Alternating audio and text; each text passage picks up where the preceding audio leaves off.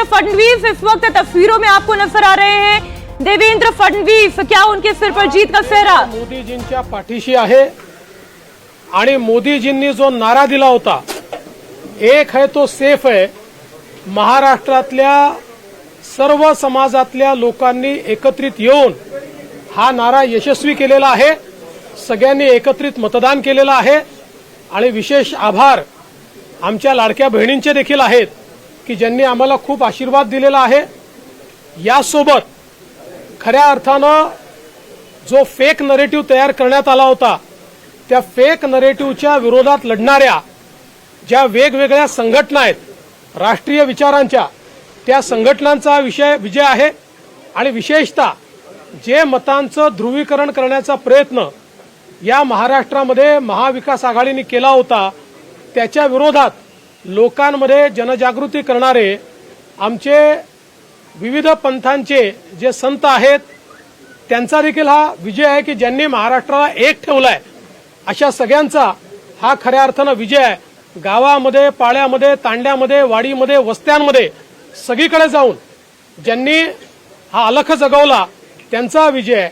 आणि खऱ्या अर्थानं महाराष्ट्रातले आमचे महायुतीचे जे लाखो कार्यकर्ते आहेत, या कार्यकर्त्यांचा विजय आहे। माननीय मुख्यमंत्री एकनाथराव शिंदेजी, मी, अजितदादा, आमचे रामदास आठवलेजी, आमचे सगळे मित्रपक्ष, आमच्या एकजुटीचा हा विजय आहे। त्याच्यामुळे मला असं वाटतं की प्रचंड मोठा अशा प्रकारचा विजय आज मिळालेला आहे। या निमित्ताने मी निश्चितपणे आमच्या देशाचे गृहमंत्री अमितभाई शहा यांचे देखील मनापासून आभार मानतो की ज्यांनी या ठिकाणी महाराष्ट्रामध्ये येऊन आमच्या कार्यकर्त्यांमध्ये ऊर्जा भरली। आमचे राष्ट्रीय अध्यक्ष नड्डाजी असतील, आमचे राजनाथ सिंगजी असतील, नितीन गडकरीजी असतील, सगळ्या राष्ट्रीय नेतृत्वाने आम्हाला या ठिकाणी अतिशय चांगल्या प्रकारे मार्गदर्शन केलं। आमचे प्रभारी असतील या ठिकाणी आमच्या महाराष्ट्रामध्ये पियुषजी असतील, भूपेंद्रजी असतील, आमचे सगळे जेवढे या ठिकाणी आम्हाला मार्गदर्शन करत होते त्या सगळ्यांनी मला असं वाटतं की या विजयामध्ये हातभार लावलेला आहे। हमें इस चुनाव में जो भी मार्गदर्शन करे थे हमारे नेता, चाहे नितिन गडकरी हो, चंद्रशेखर बावनकुळे हो, नरेंद्र मोदी हो या फिर अमित शाह हो, हम सभी का शुक्रिया अदा करते हैं। साष्टांग दंडवत महाराष्ट्राच्या जनतेला और मैं महाराष्ट्र की जनता प्रेम दिलेला आहे ने जिस तरह से हमें प्यार दिया है, मैं उनको उनके सामने नतमस्तक होता हूँ। त्या प्रचाराला महाराष्ट्राच्या जनतेने आपल्या कृतीतून उत्तर दिलेलं आहे और जो झूठ नैरेटिव सेट किया गया था आभार मानतो ज्यांनी ही एकी उसको महाराष्ट्र की जनता ने अपने कृति से जवाब दिया है और इसलिए मैं जनता का शुक्रिया अदा करता हूँ। आम्ही चक्रव्यूह तोडून दाखवू, तो चक्रव्यूह तुटलेला आहे और मैंने कहा था कि हम आधुनिक अभिमन्यु है और हम ये चक्रव्यूह तोड़ेंगे और तो चक्रव्यूह हम तोड़ के दिखाया है। आज महाराष्ट्र की जनता ने जो अप्रत्याशित इस प्रकार की जीत हमको दी है, इससे ये बात पूरी तरीके से स्थापित होती है कि महाराष्ट्र ये प्रधानमंत्री मोदी जी के पीछे है और मोदी जी ने जो नारा दिया था, एक है तो सेफ है, इस नारे को यथार्थ में लाते हुए महाराष्ट्र के सभी समाज के सभी लोगों ने एकता दिखाते हुए महाराष्ट्र में मतदान किया है और इसके कारण ये इतनी अच्छी जीत हमको मिली है। मैं विशेष रूप से हमारी लाडली बहनों का, लाडले भाइयों का, लाडले किसानों का, सभी का बहुत आभार व्यक्त करना चाहता हूं। लाडली बहनों ने तो बहुत आशीर्वाद हमको दिया है, जिसके कारण हम लोग निश्चित रूप से एक अच्छा विजय यहां पर संपन्न कर पाए। इसके साथ साथ लोकसभा में जिस फेक नैरेटिव को तैयार किया गया था और यहां पर जिन ताकतों ने अराजकता के माध्यम से फेक नैरेटिव को परकोलेट किया था, उनके खिलाफ लड़ने वाली सारी जो राष्ट्रीय ताकतें थी, जो राष्ट्रवादी विचारों की जितनी हमारी ताकतें थी, वो सारी ताकतों ने मैदान में उतरकर उस फेक नैरेटिव को समाप्त कर दिया।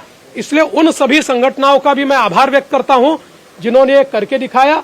साथ साथ महाराष्ट्र में जो पोलराइजेशन का प्रयास किया गया था और किसी जाति विशेष, धर्म विशेष को, एक धर्म विशेष को पोलराइज करने का जो प्रयास किया गया था, मुझे लगता है वो प्रयास सफल नहीं हुआ, क्योंकि महाराष्ट्र में एक बहुत बड़ी परंपरा है, संतों की परंपरा है।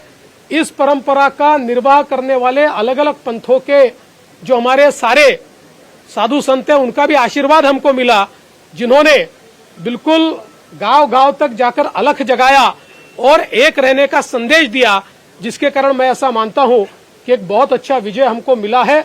विशेष रूप से हमारे मुख्यमंत्री एकनाथ शिंदे जी, उप मुख्यमंत्री अजितदादा पवार जी, रामदास अठौले जी और हमारे साथ की जितनी छोटी पार्टियां हैं, हम सब लोग एक साथ रहे, एक साथ मिलकर हमने ये काम किया। इसलिए मैं ऐसा मानता हूं कि इस एकता का ये विजय है, जो हमारी महायुति थी, अभेद्य इस प्रकार की महायुति थी, महायुति का ये विजय है, ऐसा मैं मानता हूं।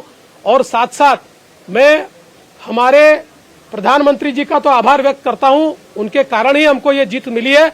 लेकिन हमारे देश के गृह मंत्री श्री अमित शाह जी, जिन्होंने महाराष्ट्र में आकर कार्यकर्ताओं में एक ऊर्जा का संचार किया, मैं उनका भी आभार व्यक्त करता हूं। हमारे राष्ट्रीय नेतृत्व हमारे नड्डा जी है, हमारे राजनाथ जी है, हमारे नितिन गडकरी जी है, इनका भी आभार व्यक्त करता हूं। हमारे जो चुनाव के प्रभारी है, हमारे जो महाराष्ट्र से मंत्री है, इन सभी का मैं बहुत दिल से आभार व्यक्त करता हूं कि पूरी पार्टी ताकत से हमारे साथ खड़ी हुई। और सबसे महत्व की बात है, हमारे नेताओं ने, हमारी पार्टी ने केवल बीजेपी की सीटों पर काम नहीं किया, हमारी पार्टी ने सारे के सारे महाराष्ट्र के जितने 288 सीटें थी, हमारे दोस्तों की सीटों पर भी काम किया। और मुझे ऐसा लगता है कि इसके कारण एक बहुत अच्छा यहाँ कार्य संपन्न हुआ। हमारे भूपेंद्र यादव जी, अश्विनी वैष्णव जी, हमारे शिवप्रकाश जी, इनका भी मैं आभार व्यक्त करता हूँ। हमारे यहाँ पर जो हमारे सारे अलग अलग प्रांतों से भी जिन लोगों ने हमको मदद की, उनका भी मैं आभार व्यक्त करता हूँ। हमारे पीयूष जी का मैं आभार व्यक्त करता हूँ, हमारे शिवराज सिंह चौहान जी का भी मैं आभार व्यक्त करता हूँ। मुझे ऐसा लगता है कि एक प्रकार से सामूहिक रूप से हम लोग जब उतरे, तो ये सामूहिक ताकत एक ऐसी ताकत बनी जिसने दिखा दिया कि महाराष्ट्र ये मोदी जी के ही साथ है।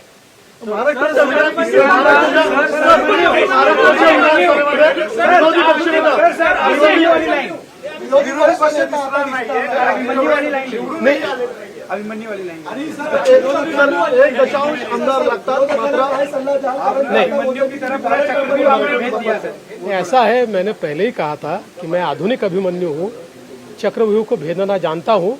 हमने चक्रव्यूह को भेदा है और ये कोई मैं पहले भी कह रहा हूँ, वापस कह रहा हूँ, इस विजय में मेरा बहुत छोटा उसमें मैं समझता हूँ कि सहभाग है। एक ये हमारी जो पूरी टीम है, इस टीम ने इस विजय को लाया है। मला असं वाटतं की कुठल्याही लोकशाहीमध्ये एक चांगला विरोधी पक्ष असणं हे गरजेचं आहे। त्यामुळे जे काही विरोधी पक्षाचे लोक अच्छा विरोधी पक्ष का नेता होना चाहिए। त्यांचा आवाज छोटा असो की मोठा असो, उन्हें कम सीटें मिली या ज्यादा सीटें मिली, सांगतील त्या योग्य गोष्टींवर आम्ही त्यांना प्रतिसाद देऊ। लेकिन वो हमें जो भी सूचनाएं करेंगे हम उस पर काम करेंगे। पहिले मराठी हो जानो फिर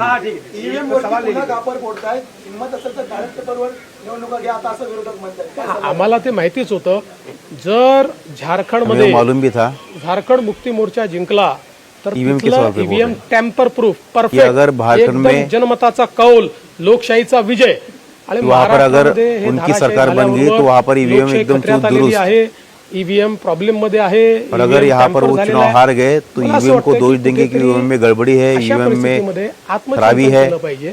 आणि खरी कारण काय आहे, मला काय त्यांना उन्हें इस तरह से आरोप दोषारोप नहीं करनी चाहिए। उन्होंने याचा विचार चुनाव हारने के सही कारण क्या है उसका पता लगाना चाहिए। असे राष्ट्रवादी आणि काँग्रेस मधल्या बड्या नेत्यांचे या विधानसभा निवडणुकीमध्ये पराभव झालेला आहे। असं लोकशाहीची हीच खरी मला असं वाटतं गंमत आहे की लोकशाहीमध्ये कोणाला जनता डोक्यावर घेईल आणि कोणाला जनता धाराशायी करेल हे सांगता येत और किसको नीचे नाही। गिराएगी पुन्हा एकदा कोई बता नहीं सकता और चुनाव ने यही साबित कर दिया। मोठ्या प्रमाणामध्ये यश मिळालेलं आहे।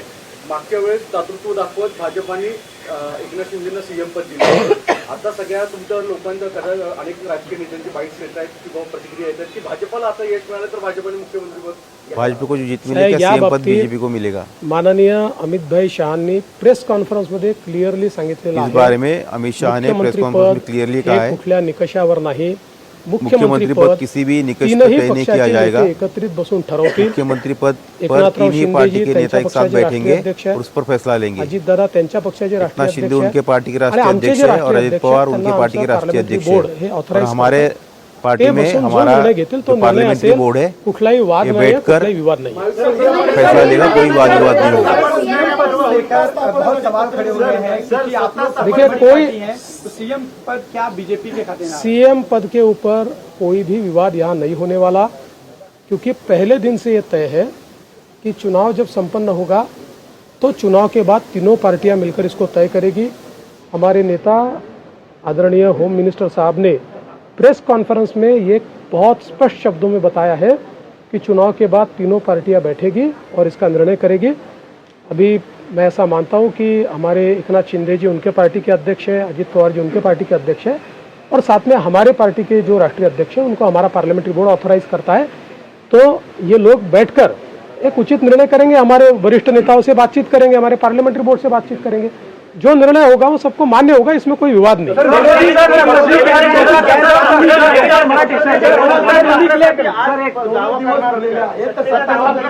अरे बाबा आता पूर्ण रिझल्ट संपू द्या। आता मी आणि अजित दादा आता सीएम साहेबांकडे चाललो आहे, आम्ही बसून जरा पुढचा काय कार्यक्रम करायचा तो चॉक मैं और अजित पवार अभी सीएम साहब के पास जा रहे हैं, बैठ के डिस्कस करेंगे। मुझे ऐसा लगता है कि एक प्रकार से लोगों ने अपना मैंडेट दे दिया, लोगों ने एकनाथ शिंदे जी को रियल शिवसेना के रूप में स्वीकार कर लिया है। बाला साहब ठाकरे की हिंदू हृदय सम्राट शिवसेना प्रमुख बाला साहब ठाकरे की जो शिवसेना है उसकी लेजिटिमसी ये एकनाथ शिंदे जी को मिली है और जो मूल एनसीपी है उसकी लेजिटिमसी अजित पवार जी को मिली है।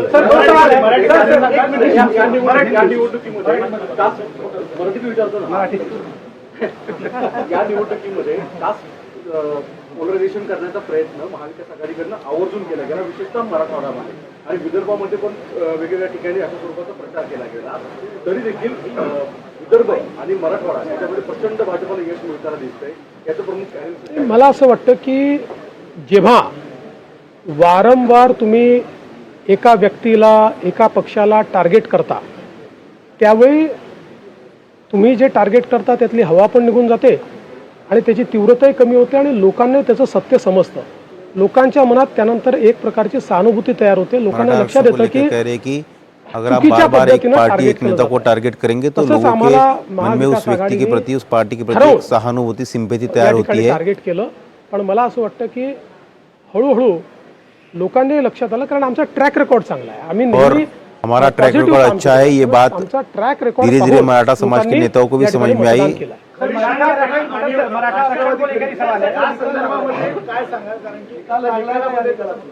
मला असं वाटतं की या निकालाने एक गोष्ट स्पष्ट केली आहे, इस चुनाव से इस बात हिंदू हृदय को सम्राट स्पष्ट कर दिया है, शिवसेना प्रमुख बाळासाहेब ठाकरे यांची शिवसेना हिंदू हृदय सम्राट बालासाहेब ठाकरे की शिवसेना है किंवा एकनाथराव शिंदे जी एकनाथ शिंदे की शिवसेना यही असली बालासाहेब की शिवसेना है। शिवसेना ही आता या ठिकाणी हिंदू हृदय सम्राट शिवसेना और उनकी बालासाहेब ठाकरे की लेजिटिमसी जी आहे वारिस है, उनकी लेजिटिमसी उनके पास है।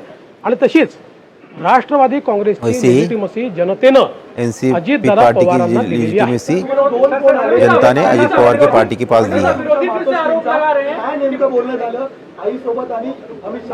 आईचा तो फक्त आशीर्वाद घेतला आहे, आईने आशीर्वाद दिला, मैंने सिर्फ आशीर्वाद लिया है। अमित भाईंनी खूप आनंद व्यक्त केला और अमित भाई ने बहुत खुशी जताई इस चुनाव की जीत को लेकर। मराठा आरक्षण को लेकर बड़ा मुद्दा बना, इसके बावजूद आपकी पार्टी बड़ी जीत यहाँ पर हासिल करी। आपके ऊपर चूंकि एक तरह से आरोप हुआ, आपको अभद्र शब्दों में आपके खिलाफ जो है आलोचना करी गई, क्या ये उस वजह से मराठा आरक्षण का जो एक आंदोलन था वो फेल हुआ और जो मैंडेट था वो कहीं ना कहीं आप लोगों को? देखिए, मैंने इससे पहले भी कहा था कि लोकसभा के चुनाव में हमको 43.6% मिले थे, उनको 43.9% मिले थे। तो अगर मराठा समाज ने हमको वोट नहीं दिया होता तो क्या हम 43.6% पर पहुंचते? मराठा समाज हमारे साथ था, है और रहेगा। ओबीसी समाज हमारे साथ था, है और रहेगा। सारे समाज आज आप जब इसको डिसाइफर करेंगे जब आप इसका विश्लेषण करेंगे तो आपके ध्यान में आएगा कि सब समाज हमारे साथ में। देखिए, हर समाज की अपनी इच्छाएं होती है, आकांक्षाएं होती है, लेकिन उनको ये भी पता होता है कि अपनी आकांक्षाएं पूर्ण करने के लिए प्रामाणिकता से काम कौन कर सकता है, तो लोगों का विश्वास हम पर है। 2019ला मला आठवतं की वर्षावर एक प्रेस झाली, त्यानंतर शरद पवारांनी तेल लावलेलं पैलवान हे वाक्य बोललं होतं आणि तुमचं आलेलं माइंडेड गव्हर्नमेंट पाडलं गेलं होतं कालांतराने, त्याचा बदला घेतलाय का आता? तेल लावलेलं पैलवान कुठलाही बदला मी घेतलेला नाही।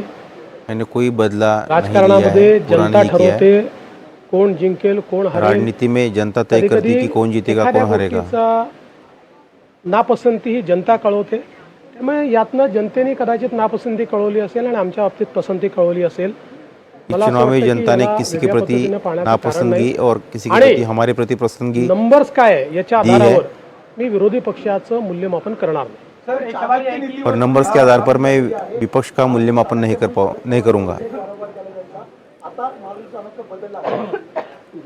बदलला असेल तर मला माहित नाही, फक्त मी एवढंच सांगू शकतो की मी तरी चाणक्य वगैरे काही नाही, मी भारतीय जनता मैं चाणक्य नहीं हूँ, कार्यकर्ता आहे। मैं बीजेपी का ही काम कार्यकर्ता हूँ। ताकद देतो, माझ्या पाठीशी उभा राहतो। बीजेपी मुझे ताकत देती है, मेरे पीठ पीछे खड़ी रहती है, पक्षातले जे इसलिए मैं काम कर पाता हूँ। हे सगळे नेते माझं नेतृत्व मान्य करतात, म्हणून मला पुढे जाता येतं। त्याच्यामुळे चाणक्य हमारी पार्टी के जो नेता है वो मेरे नेतृत्व मान्य करते हैं, इसलिए मैं आगे बढ़ता हूँ। एकत्रित भारतीय जनता पक्षाचा हा विजय आहे, याच्यात ये सभी बीजेपी की एकजुटता का विजय है। फार लहान आहे। गैर कानूनी जीत कह रही है, संजय राउत ने स्टेटमेंट दिया है कि गैर कानूनी जीत है, इस जीत को नहीं मानते क्योंकि जनता आप लोग के खिलाफ थी। और सर, और इसी से एक सवाल इसी पे कंटिन्यू कर लेता हूँ सर, क्या देवेंद्र फडणवीस के रूप में समंदर वापस आ गया है? जो लोग घर किनारे पे बसाए थे बह जाएंगे?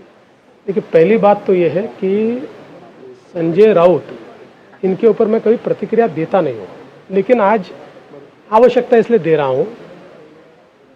मुझे ये पता है कि झारखंड में झारखंड मुक्ति मोर्चा जीता है तो बहुत लेजिटिमेट जीता है, वहाँ चुनाव एकदम फेयर हुआ है, वहाँ पर इलेक्शन कमीशन ने अच्छा काम किया है, वहाँ पर ईवीएम इतना पक्का था कि वो हैक ही नहीं हो सकता, वहाँ लोकतंत्र का विजय हुआ है। और महाराष्ट्र में अगर हमको लैंडस्लाइड विक्ट्री मिली है तो इलेक्शन कमीशन भी बायस हो गया है, यहाँ का ईवीएम हैक हो गया है, यहाँ पर लोकतंत्र की हत्या हो गई है। देखिए, कभी ना कभी आत्मचिंतन करने की आवश्यकता होती है। जो आत्मचिंतन नहीं करते जिंदगी में वो समाप्त हो जाते हैं। मुझे ऐसा लगता है कि कभी ना कभी आत्मचिंतन करना चाहिए, और इस प्रकार से वो बात करेंगे तो क्या लोगों का विश्वास बैठेगा? चलो, थैंक यू।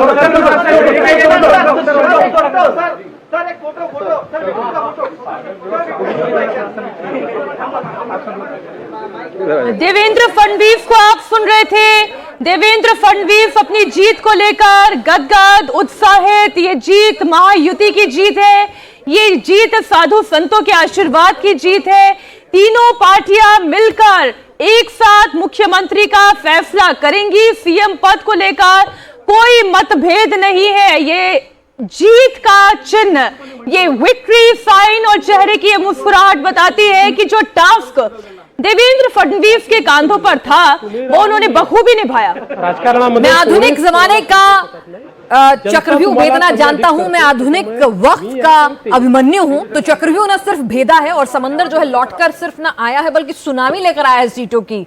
यहां साफ दिख रहा है जिस तरह का बीजेपी का अब तक का इतिहास का सबसे बेहतरीन प्रदर्शन है, और उसका श्रेय कहीं ना कहीं वहां के जो तमाम नेता हैं, संगठन है महाराष्ट्र का, वो बहुत हद तक देवेंद्र फडणवीस को देख रहे हैं। और देवेंद्र फडणवीस की मुस्कुराहट, उनके उथक परिश्रम और जो पूरी मेहनत उन्होंने पार्टियों के साथ सामंजस्य स्थापित करने में की हो, अजीत दादा को लेकर आने में उनका जो योगदान रहा हो, तो तमाम चीजों पर लोगों के सवाल भी उठाए कि क्यों लेकर आ रहे हो, बेमेल हैं, लेकिन वो अड़े रहे अपने फैसले पर। मुझे लगता है कि कोई अब इसमें बहुत शेरो शायरी करने की आवश्यकता नहीं है। मैं एक गोष्ट मला या निमित्ताने सांगायची आहे, जी निश्चितपणे सांगितली पाहिजे। मैं एक बात इस वक्त कहना चाहूंगा, चंद्रशेखर बावनकुळे यांच्या नेतृत्वात कि हमारे अध्यक्ष चंद्रशेखर बावनकुळे के नेतृत्व में गए 2 साल पार्टी में जो हमने अभियान चलाए आणि पार्टीच्या कार्यकर्त्यांनी ही निवडणूक अंगावर घेतली, उसका उपयोग हुआ और पार्टी के कार्यकर्ताओं ने चुनाव को दिल पे ले लिया था। त्यांचे मनापासून आभार मानतो मैं। हमारे अध्यक्ष चंद्रशेखर बावनकुळे जी और पार्टी के सभी कार्यकर्ताओं का आभार व्यक्त करना चाहता हूं। इन कार्यकर्ताओं ने हमारे बावनकुळे जी के नेतृत्व में पिछले 2 साल लगातार नीचे तक जाकर पार्टी को प्रस्तापित किया, पार्टी के कार्यक्रम उन्होंने वहां पर संपन्न किए और उसके कारण पार्टी में एक नई जान आई। तो ये देखिए, ये लीडरशिप क्वालिटी होती है कि जीत हुई, श्रेय सबको दिया है सचिन, और उनका ये कहना कि ये महायुति की जीत है, सीएम पद को लेकर कोई विवाद नहीं है, सभी की उम्मीदों को पूरा करेंगे, प्रधानमंत्री नरेंद्र मोदी का मार्गदर्शन रहा, एक है तो सेफ रहे की नीति रही, उसमें पार्टी की यूनाइटेड फोर्स के साथ साथ सहयोगियों को भी तवज्जो देना, ये उनकी एक लीडरशिप क्वालिटी है जो दिखाई दे रही है उनके इस बयान में। सचिन जी बिल्कुल, आपने देखा कि जब लोकसभा के नतीजे आए थे और बीजेपी को वहां पर करारी हार झेलनी पड़ी थी, लेकिन तब देवेंद्र फडणवीस ने प्रेस कॉन्फ्रेंस में खुद ही जिम्मेदारी ली थी और कहा था कि अब मैं सरकार में नहीं रहना चाहता हूं, डिप्टी सीएम का जो मैं इस्तीफा देना चाहता हूं, और पार्टी को उन्होंने इस्तीफा दे भी दिया था, लेकिन वो पार्टी ने स्वीकार नहीं किया क्योंकि पार्टी को मालूम है कि महाराष्ट्र को सरकार हो या संगठन हो, देवेंद्र फडणवीस ही वहां पर संभाल सकते हैं,